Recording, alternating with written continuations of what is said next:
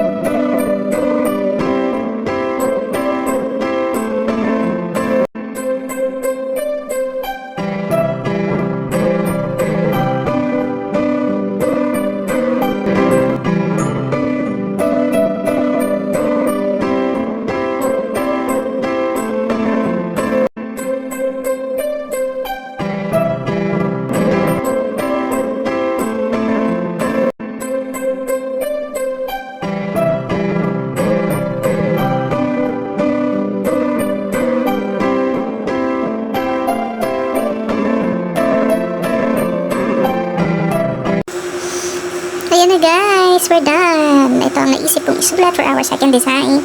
Ayan, may pagka-edgy, no? Hindi ko yung lettering, di ba? Ang ganda. Diba? Ang cute. So, pakita ko na lang sa inyo yung itsura niya kapag package na. Ayan. Let's move on to the third design. Okay guys, now we will move on sa third design. Ang gagawin natin ay flower, color splatter, at saka color droplets using watercolor. So, marami tayong design na magagawa. Pagsamahin na natin sa part na to kasi we will use the same colors or same medium naman watercolor. So, ito lang mga kailangan natin, plastic. Ganitong brush, nabibili to sa brush sets or pwede rin siyang solong bilhin. Ganun din ang watercolor brush. Ayun, nalalagyan siya ng tubig. Minsan kasama na siya dito sa watercolor set, ang mabibili rin siyang solo. Let's go!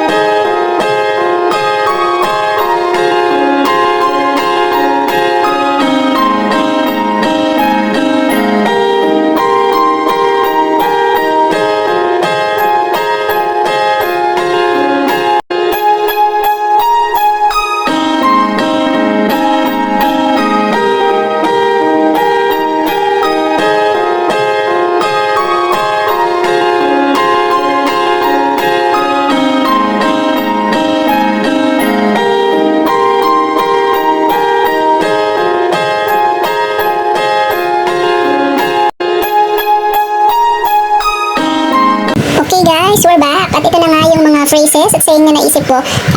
Quite binagay ko lang dun sa design. Say for instance, ito, new chapter. And so here you go for the watercolor designs. Ang ganda, di ba? Okay, now let's move on to the last design.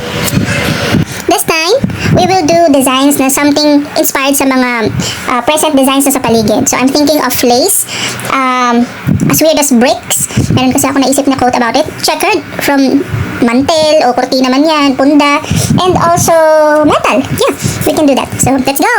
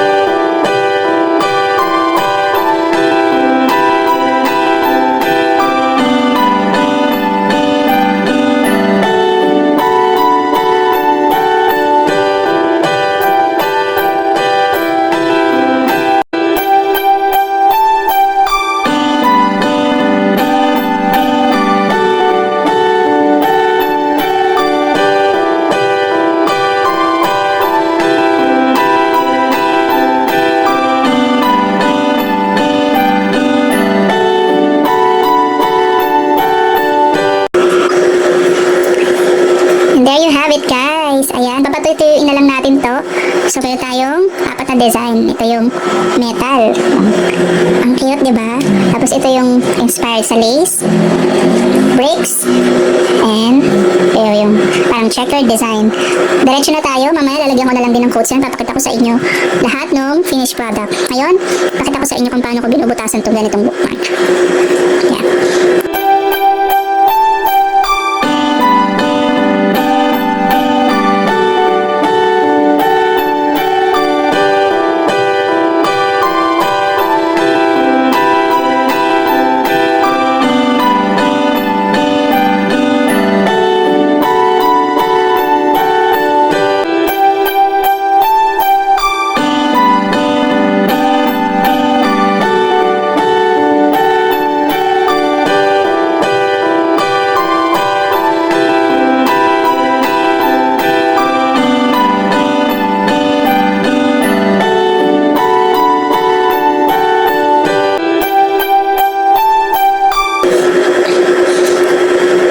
Yan.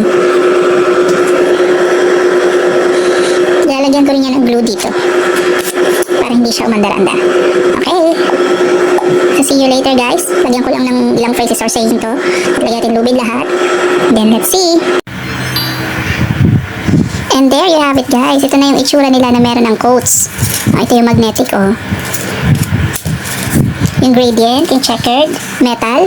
Oh, ganda, no? Yung splatter, floral watercolor. Ito yung parang swirls and curves. At ito yung brick wall. Diba? Ang ganda. There you have it. At ito yung mga with strings. Naka-plastic na siya. Very presentable. So, wala pa tayong presyo. Ayan, o. Ayan. Ito pala yung lace design. Naka-plastic na. Okay. So, thank you guys for tuning in. And see you on the next video. Bye!